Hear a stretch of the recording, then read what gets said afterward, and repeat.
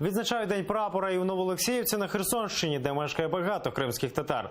Тих, хто за радянських часів намагався повернутися до Криму і селився в найближчому до історичної батьківщини районі.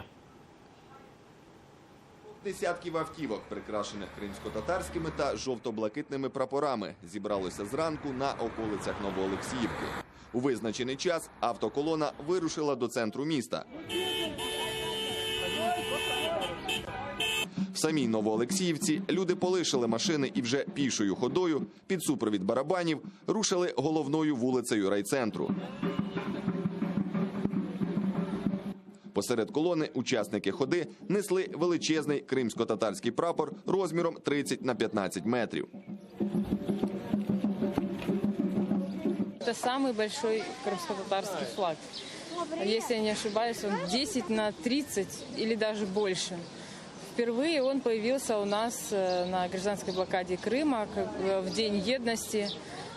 Мы пронесли его до адмінграниці Чонгар. Організатори ходи кажуть, кримсько-татарський прапор – це символ історії та минулого народу. Та сьогодні це насамперед символ стійкості та надії на майбутнє. Очень важно, чтобы этот посыл видела наша молодежь, чтобы они унаследовали наши традиции, наши праздники. Я думаю, у нас хватит мудрости, терпения, сил преодолеть все преграды. Маленький Ельдар прийшов на свято з мамою. Рідною мовою хлопчик читає віршик про кримсько-татарський прапор.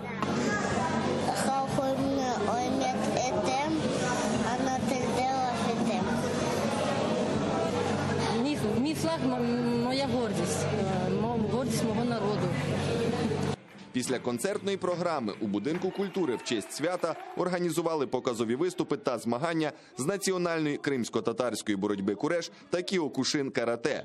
Євген Кучеров, Асан Емінов, Заман АТР.